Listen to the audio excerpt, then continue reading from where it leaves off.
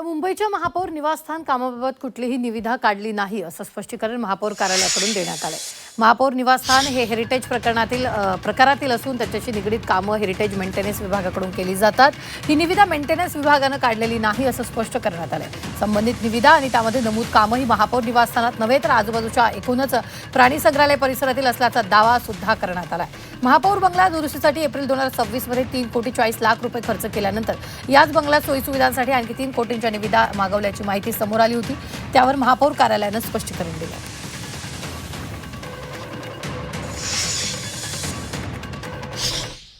जो काही निधी महापौरांना फक्त त्यांच्या स्वतःच्या बंगल्यासाठी मिळालेला आहे तो जवळपास 5.5 कोटीचा आहे आणि गाड्या देखील ज्या आता घेत आहेत त्या देखील 1.5-2 कोटीच्या आहेत। तर म्हणजे हा सगळा खर्च स्वतःवर कशासाठी करताय? कुठे नेमकं तुम्हाला काय दाखवायचं जगाला? महापौर बंगला काही तुम्ही वेगळं काही आता टुरिस्ट प्लेस निर्माण करणार आहात की ताजमहल बांधणार तिथे? हे जे टेंडर काढलेलं आहे ह्याच्यात कुठेही मेयर बंगल्याचा संबंध नाही। किंबहुना हा सगळा टेंडर प्रोसेस हा भायखळ्याच्या बंगल्याच्या अखत्यारीमध्ये येतच नाही।